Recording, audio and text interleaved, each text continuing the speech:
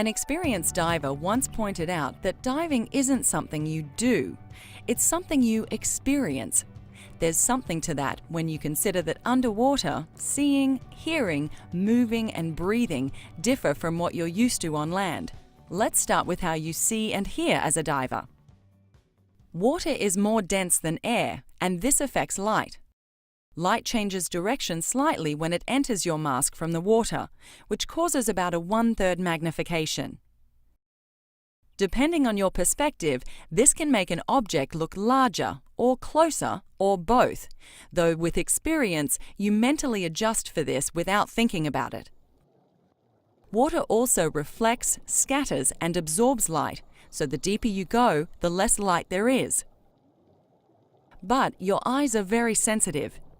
At most popular sites, you have adequate light during the day.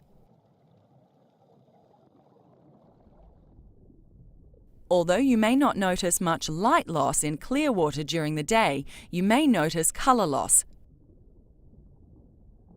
Water doesn't absorb light uniformly. It absorbs some colors before others. As you see here, you lose red, followed by yellow, green, and finally blue. Your eyes adjust for the color change, though you may be surprised at how much lost color a dive light reveals. The underwater world isn't silent. You may hear aquatic organisms, boats, divers, and other noises. Sound travels longer distances in water than in air. A boat that's too far away to hear at the surface may sound close underwater. Sound also travels about 4 times faster in water, and that makes it difficult to tell its direction. Usually, something sounds like it's coming from all around or overhead. You may be able to tell relative changes in distance by whether a sound gets louder or fainter. Because water's denser than air, it takes more effort to move through it. The faster you swim, the more energy you use. But what's the rush? Save your energy by moving slowly and steadily, avoiding rapid or jerking movements. Streamlining is part of swimming and moving effectively. You're streamlined when all your gear's secure and nothing dangles, and when you swim relatively level. As you learned in Section 1, trim is your balance in the water, ideally set so your head and feet stay relatively level in a swimming position. If you have too much weight, you add air to your BCD to compensate. This puffs it out, lifts your torso, and lowers your feet, all of which add drag and waste your energy. If you don't have enough weight, your BCD may be empty, but you'll have to kick downward to stay at depth. This puts your feet too high. You can also be weighted correctly, but have it distributed too low or too high on your body. During your training dives, your instructor will help you master correct weighting and trim. The right weight and trim make water's density work for you. As you dive, you stay neutrally buoyant, almost weightless, gliding through the underwater world. At the surface, you inflate your BCD so you float effortlessly. It's your ability to change your buoyancy that makes diving a unique experience. Normally, you'll end the dive when you're too cool for comfort, but be aware that water absorbs heat about 20 times faster than air does, so even water as warm as 30 degrees Celsius, 86 degrees Fahrenheit, can chill you after a while. To stay comfortable, you wear an exposure suit. A full wetsuit like this for moderately cool to moderately warm water, and a short wetsuit like this for tropical water. Use a dry suit in the coolest water. You'll learn more detail about exposure suits in a bit. Diving's not fun if you're cold, so if you get cold, end the dive and wear more protection the next time. Except in very warm water, even with an exposure suit, you'll still lose heat. The longer the dive, the more protection you wear, but even then, you'll eventually get chilled. Normally, you'll end the dive when you're too cool for comfort, but be aware that uncontrollable shivering is a sign of hypothermia. a serious condition in which your body has lost so much heat that it can be dangerous. If you begin to shiver continuously, exit the water immediately, dry off, and seek warmth. You've already learned that you breathe slowly, deeply, and continuously while diving. This is a more effective way to breathe dense air, and it reduces the effect of dead air space. Dead air space is the air in your breathing passages that doesn't reach your lungs. It's the first part of each inhalation and is higher in waste carbon dioxide. Dive gear adds dead air space. Slow, deep breaths make breathing more efficient because they reduce the proportion of dead air you inhale. It also helps you stay relaxed and clear-headed. Airway control is how you breathe past a little bit of water in the mouthpiece, which is common after clearing. The technique is to inhale slowly while looking downward. Since it's heavier than air, water stays in the mouthpiece as the air flows into your mouth and lungs. Put your tongue tip against the roof of your mouth to help deflect any water. After you get a breath, exhale sharply to clear the residual water. If a few droplets get on your throat, just cough while holding your snorkel or regulator in place. Overexertion usually results from prolonged exertion, like fighting a current, so you can start breathing faster than your regulator can deliver air. It can be frightening and may cause panic. Signs and symptoms include fatigue, labored breathing, feeling suffocated or air-starved, weakness, anxiety, headache, muscle cramping, and a tendency to panic. You help prevent overexertion by breathing slowly and deeply. If your breathing starts to rise, slow down. If you start to feel overexerted, stop all activity, signal your body, and rest. At the surface, make yourself buoyant. Underwater, hang on to something if you can, such as a rock or a dead coral. Wait until your breathing returns to normal before continuing at a slower, proper pace. If conditions make that difficult, abort the dive. Remember that when scuba diving, your breathing goal is to always breathe slowly, deeply, and continuously. As you've learned, you make and plan dives with a buddy. Dive plans don't have to be complex or lengthy, but they help you enjoy the dive more and prepare you to handle problems. Among other points specific to the dive as appropriate, a plan addresses entry and exit points and methods, the course you will follow, the maximum depth and time, a review of signals and communications, when to head back, usually based on your time or air supply, how you will stay together, what to do if separated from your buddy, emergency procedures, and your objective.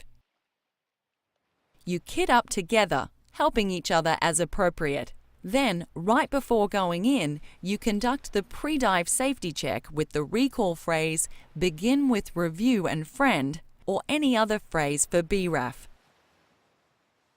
Begin, B for BCD. Check adjustment, operation, and partial inflation. Make sure the cylinder band is snug. Check that your surface signaling devices are in place. With, W for weights. Confirm correct weight amount and distribution, and that you can quick release and discard enough to float. Review, R for releases. Make sure all buckles and straps are secured and properly adjusted, and that buddies know how to work each other's releases. And A for air. Test breathe your regulator and alternate air source. Check your SPG to be sure you have enough air for the dive, plus a reserve. Buddies make sure they know where to find each other's alternate air sources. Friend, F for final check. Look each other over for loose straps, trapped hoses, anything out of sorts. Make the pre-dive safety check a habit. It only takes a moment, yet may help prevent close calls and accidents. During the dive, stay with your buddy or buddies. Remember that in clear water, you can be too far apart and yet still see each other. Know what you'll do if you get separated. The general procedure is to look for no more than a minute, then reunite on the surface if you haven't found each other. But in some circumstances, you may need to plan something different. When you have a 3-person team, you follow these procedures if any one buddy gets separated, even though 2 of you are still together. The buddy system works well when divers plan their dives together, pre-dive check together, stay together, and manage their air together. Remember, it's your responsibility to stay with your buddy or buddies. No one can do it for you. Managing your air supply is one of the most important dive skills. You've already learned about using your SPG. Now let's look at how you and your buddies manage your supplies together. People use air at different rates, so one buddy will always use air fastest. Throughout the dive, you and your buddies share air supply information because you turn the dive and head back based on the diver who reaches your planned turn pressure, the pressure at which you head back, first. Suppose you and a buddy dive from a boat with similar cylinders, full at 200 bar or 3000 psi. You agree on a 50 bar or 500 psi reserve. You also agree on 20 bar or 300 psi to cover your ascent and safety stop. Put that with your reserve to get the pressure at which you should be starting your ascent. In this case, you want to start ascending the boat mooring line with at least 70 bar or 800 psi remaining. Take 70 bar or 800 psi from your starting pressure, and that means you have 130 bar or 2200 psi for the dive itself, and you agree to head out until one of you has used half of this, 65 bar or 1100 psi. Then you'll head back using the other half. So, to find your turn pressure, the SPG pressure at which you turn around and head back, subtract 65 bar or 1100 psi from your starting pressure. In this case, your turn pressure is 135 bar or 1900 psi. This gets you back to the mooring line and back on the surface with your reserve. When you plan conservatively, it's common to reach your ascent point with more air than planned. If so, you can often continue the dive in the immediate area, then surface when you reach your ascent pressure. With conservative planning, unexpected delays will still usually let you reach your ascent point within your air supply limits. But if not, ascend as planned where you are and swim the rest of the way on the surface. Do not risk running out of air underwater. A final point. To adjust for differences in air supplies and starting pressures, plan air management based on the smallest supply. At the beginning and end of a dive, you commonly spend time at the surface in water too deep in which to stand. As you've learned, maintain a habit of keeping your mask on and breathing from your snorkel or regulator. Under stress, you tend to do what you do by habit, so these are the habits you want. You may prevent and handle difficulties more effectively when you can see and breathe with your face in the water. You respond much more slowly if you have to put your mask back on. With your mask on and a mouthpiece in place, you're less likely to be blinded or choked a bit by waves. And you're less likely to lose a mask that's on your face. Talk as necessary, but put your mouthpiece back in your mouth afterwards. If you're at the surface more than a few moments at the start of a dive, use your snorkel to save your air for the dive. At the end of a dive with a low cylinder, you may need your snorkel to breathe with your face in the water while swimming or in choppy conditions. When you have to get in the water some distance from where you want to dive, it's common to save air by using your snorkel on the surface to get there. You may snorkel as you look for your descent point from the surface. If you surface away from your exit point due to low air, you may have no choice but to make a surface swim. For short swims, or so you can see underwater, swim face down. But for long swims, it's less tiring on your back because the water supports the cylinder weight, though it's a little harder to navigate and watch where you're going. Maintain the buddy system.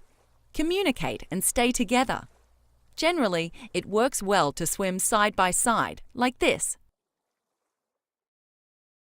When you're ready to descend, you follow 5 steps. First, confirm your buddy is ready to descend. Then second, orient yourselves to something at the surface or underwater. Third, switch to your regulator. And fourth, check your computer to be sure it's operational and hasn't gone into sleep mode. Activate your timer if you're using one. Fifth, signal descent and slowly deflate your BCD to start down together. As you start down, begin equalizing immediately and equalize frequently, every meter or few feet, as you learned previously. Descend with your head above your feet, like this, to help your orientation and equalization. You often have a line or slope as a reference. Usually, you use it as a visual reference and control your descent by controlling your buoyancy. But you may hold on to it in some circumstances, like diving in a current. When descending without a reference, stay in a buddy team, adjust your buoyancy, and control your descent by watching your computer. As you descend, your buoyancy decreases and you start to sink faster. This is because increased pressure compresses the gas in your exposure suit and it loses buoyancy. Add air to your BCD to compensate for this, or to your dry suit if you're wearing one. Use small, frequent adjustments for a slow, controlled descent. This helps you equalize every meter or few feet. Ideally, you arrive at the bottom neutrally buoyant by adjusting as you descend. Starting an ascent also has 5 steps. 1. Confirm your buddy is ready to ascend. 2. Check your computer to be sure you're within its limits. 3. Look up and hold your BCD deflator. Do not add air to your BCD. If you're properly weighted and neutrally buoyant, start your ascent by swimming up gently. 4. Ascend slowly, no faster than 18 meters or 60 feet per minute, or your computer's rate, whichever is slower. With most computers, your ascent rate is 10 meters or 30 feet per minute.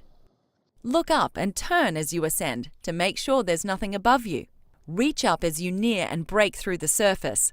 Check your computer and control your buoyancy to control your ascent rate. Your buoyancy increases as you ascend because air in your BCD and exposure suit expands. Control your buoyancy by releasing air from your BCD or dry suit if you're wearing one, in small amounts frequently. When possible, ascend with your buddy or buddies along a reference, like a sloping bottom, mooring line, or a vertical line from a boat or float. Again, you normally use it as a visual reference, though you may ascend holding onto a line in situations like currents. You can ascend in mid-water without a reference by controlling your buoyancy and watching your depth and descent rate on your computer. To navigate while doing this, a common technique is for one buddy to control the ascent while another buddy focuses on navigation. Make a safety stop a normal part of your ascents. It's simply a pause somewhere between 6 meters or 20 feet and 3 meters or 10 feet, usually at 5 meters or 15 feet, for 3 to 5 minutes. Safety stops help you stabilize your ascent and give your body extra time to release dissolved gases. This helps reduce the risk of lung overexpansion injuries and decompression sickness. You'll learn more about this in sections 4 and 5. It's easiest to make safety stops with a reference, but you can make them without one by watching your depth on your computer while hovering, neutrally buoyant. Note that safety stops add conservatism, but you omit them during emergencies like assisting another diver or if you are very low on air. After all divers confirm they've completed their safety stop, swim gently upward to resume your ascent. Look up and reach up, like this, and rotate if necessary to check for obstructions. Keep a hand up as you surface, then inflate your BCD so you float comfortably before you switch to your snorkel. When boat diving, you usually signal the dive master that you're okay, then swim toward the boat if you're some distance away.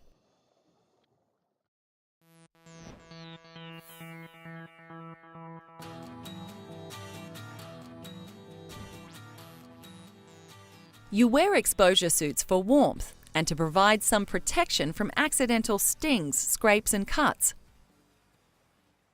The three primary types are wetsuits, dry suits, and skin suits, which are sometimes called bodysuits. You use wetsuits in water as cold as 10 degrees Celsius or 50 degrees Fahrenheit to 30 degrees Celsius or 86 degrees Fahrenheit. They're made of foam neoprene. Water seeps into the suit and gets trapped, which is why they're called wetsuits. Afterward, your body heats the water, and the neoprene slows further heat loss significantly. A wetsuit has to fit properly because if it's too loose, water flows in and out, taking away body heat. Too tight and it's not comfortable. So, be sure to get a professional fitting. Dry suits cover most or all of your body, and you use them in water cooler than 18 degrees Celsius or 65 degrees Fahrenheit, but also for very long dives in warmer water. As the name says, the suit keeps you dry. An undergarment and an air layer, and sometimes the suit itself, insulate you. Because a dry suit is an airspace, you equalize it and adjust it for buoyancy control when you change depths. You learn to do this in the PADI Dry Suit Diver course, and your instructor will familiarize you with dry suit operation if you use one in this course. Dry suits don't fit snugly, but size, fit, and options are still important. Skin suits provide some sting, cut, scrape, and sunburn protection, but little or no insulation. You wear them by themselves in very warm water, or under a partial wetsuit in moderately warm water. Many divers wear skin suits to help them put on wetsuits. Exposure suits come in different styles, and you can choose from different accessories and options. Wet and dry suits insulate you so effectively that overheating can be an issue when it's hot out. Avoid this by setting up your kit before putting on your suit, and put the suit on at the last possible moment. Stay in the shade if possible. Limit activity as much as you can, especially when you have to be in the sun. Pull back a hood and unzip the jacket for as long as possible. If you do start to overheat, stop and cool off, even if it holds up the dive a few minutes. You carry a cutting tool for safety, such as to deal with entanglement, and for convenience, such as to remove litter from a dive site. You can choose from 4 basic types, though some areas regulate the types and sizes of cutting devices. Dive knives range in size and usually have a smooth and serrated cutting edge. Dive tools are similar, but they replace the pointed tip with a prying tip. Shears are especially suited to cutting line and net. And Z-knives are bladed hooks specifically for cutting fishing net or line. You usually carry a Z-knife in addition to a regular knife or tool. You mount cutting tools in different places based on what you like, as shown. Wear at least one someplace you can reach it with either hand, so it's accessible even if you have an arm a bit tangled in something. You need a dive gear bag to carry all your equipment, except weights, cylinders, and dry suits. They're designed specifically for diving so that salt water won't ruin zippers, so the material won't rot, and so they can withstand the stresses carrying it. You can choose from many styles, options, and colors, which are mainly personal preference. The main thing to pay attention to is size. Select a bag that is slightly larger than what you think you will need, because your kit tends to grow as you gain experience. As a diver, there are 3 primary instruments you use: your SPG, dive computer, and compass. These may be separate instruments, or 2 or all 3 may integrate into a single one. You're already familiar with SPGs. Dive computers track your depth, time, and give you time limits. You'll learn about these in sections 4 and 5. Your compass gives directional information so you can find your way. You'll learn about doing this a bit later as well. Besides these, there are optional instruments. Before dive computers, divers use depth gauges and watches for use with dive tables. You will need these if you use the RDP table or ERDPML instead of a computer. Dive watches are popular lifestyle accessories, the badge of a diver, if you will. Many divers who have computers also have dive watches for that reason, as well as having another way to time their dives. Thermometers help you learn how much exposure protection to use. Although you can get a separate thermometer, your SPG or dive computer may already have one. Dive instruments are robust, but shield them from impact and don't drop them. Keep them out of prolonged exposure to direct sunlight and high heat. Other than rinsing instruments, the primary special care is changing the batteries as directed by the manufacturer. See the manufacturer literature for any additional requirements.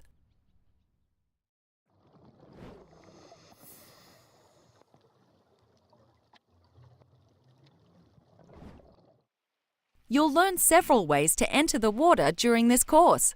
Depending upon your physical characteristics, one you may learn is the giant stride, which is popular when diving from large dive boats or from docks onto deep water. After your pre-dive safety check, with your buddy, go to the water entry area. To avoid walking with fins on, put on your fins there if you can. You can stabilize each other or hang on to something stable. Partially inflate your BCD. Check that the entry area is clear and confirm that your buddy's ready. Breathe from your regulator and hold it and your mask like this, so they don't get bumped out of place when you splash. You can hold your instruments and accessories with the other hand. However, some divers prefer to put it on the back of their head. Look straight ahead and take a big step into the water.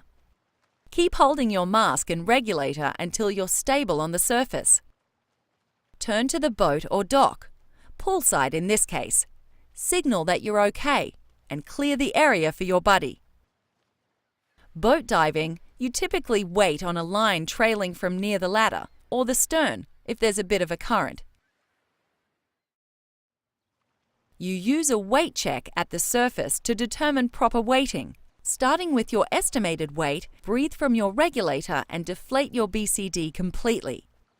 Holding a normal breath, you should float at eye level, and when you exhale, you should sink slowly. If not, add or remove weight until you do. Once you're there, if you're wearing a full cylinder, add about 2 kilograms or 5 pounds. This is because the air in your cylinder has weight, and you get lighter as you use it up. The 2 kilograms or 5 pounds offsets this weight change. Sometimes a BCD band is too loose and the cylinder starts to slip. If this happens before getting into the water, it's usually simplest to take the scuba kit off and readjust it. If a cylinder comes loose during the dive, it's not usually an emergency because it will stay with the diver. Find some sand or other insensitive bottom and have her turn face down, like this. Loosen the band enough to replace the cylinder. Then tighten and lock it. If it comes loose at the surface, you may be able to re-secure it by having the diver hold on to something while breathing from her snorkel or regulator. It's usually easiest if the diver has no more air in the BCD than necessary to float. If a cylinder slips loose while exiting the water, it is often easiest to ease back into the water, slip the kit off, and then lift it from the water like this. You'll practice taking your gear off in the water at the surface so you can do this. When your snorkel's out of your mouth at the surface, it fills with water. To clear it so you can breathe, blow forcefully like this to blast the water out. You'll hear this called the blast method. After clearing, inhale cautiously and use airway control to breathe past any residual water and blast again to get rid of it. Practice this with your face in the water, which is how you do it when you're keeping an eye on something below, or when in choppy waves that, for practical purposes, mean that your face is always in the water. You switch from your snorkel to your regulator, and your regulator to your snorkel on almost every dive. Again, practice this with your face in the water. Starting with your snorkel, take a breath, then exchange it for your regulator. Clear your regulator. After a few breaths, take a breath, go back to your snorkel, clear it, and breathe. Repeat this exchange until you can do it effortlessly. During Confined Water Dive 2, you'll begin developing your neutral buoyancy skills. One popular technique for starting out is the fin pivot. Lie face down on insensitive bottom, sand for example, if you're not in a pool. Relax, then breathe slowly and deeply. If you're approximately neutrally buoyant, you should pivot up on your fin tips as you inhale and down as you exhale. If you don't, add a small burst to your BCD and try again. Make small changes. Adding a lot of air risks a rapid ascent. Be patient. When you pivot up and down as you breathe, like this, you're about neutral. Once you know how to do this, start using neutral buoyancy as your normal state while diving. For example, if you need to clear your mask, instead of kneeling, clear it in mid-water or with just light fin tip contact, in a more horizontal position, like this. Although the fin pivot is popular, your instructor may have you use a different technique. Confined Water Dive 2 continues your mask clearing skills. You'll start by clearing a fully flooded mask, which you do just like a partially flooded one, like this. Then, you take off your mask completely. This prepares you in case it were to get dislodged completely while diving. If you're not wearing contacts, keep your eyes open. Everything will be blurry, but you'll see well enough to swim, signal your buddy, and so on. If you find it uncomfortable to breathe with your nose exposed to water at first, block it momentarily if necessary. But with a little practice, you'll be able to breathe without a mask and without blocking it. You'll practice doing this for a minute or more, which is about how long it would take to reach the surface if you lost your mask and couldn't find it. After a minute, put it back on and clear it. Then, check the seal for trapped hair or your hood under it, which would allow an annoying drizzle until corrected. A rare but possible malfunction is for your BCD or dry suit inflator to stick open. Respond by disconnecting it and venting the excess air. To start the exercise, your instructor may simulate the sticking by holding down the inflation button. Immediately disconnect the hose from the inflator, like this. It takes more effort with your regulator pressurized. Push the hose toward the connection, like this, while pulling back on the release fitting with your fingers. If you can't disconnect quickly, get relatively vertical and hold open the exhaust, like this, so you can keep your buoyancy under control while continuing to disconnect the hose. After you're finished practicing, be sure to reconnect the inflator hose. During Confined Water Dive 3, you'll learn to inflate your BCD without low-pressure inflation from your cylinder. You're better able to respond appropriately if you know what it feels like to run out of air. Your instructor will simulate this by closing your cylinder valve while you breathe and watch your SPG. Note that the pressure drops with each breath, and you'll feel breathing become noticeably difficult. When you can't get a breath, signal out of air, and your instructor will reopen your valve. You'll see your SPG return to its previous reading, and you can resume breathing. Good divers know their approximate remaining air at all times. To help you develop this ability, at times your instructor will, without prior notice, ask you to signal your air pressure without rechecking your SPG, after which you'll check together. If you're managing your air supply and monitoring your SPG as you should be within 20 bar or 300 psi. One of the exits you may learn is the ladder exit. This is a common technique when diving from larger boats. Surface near but not too close to the ladder area.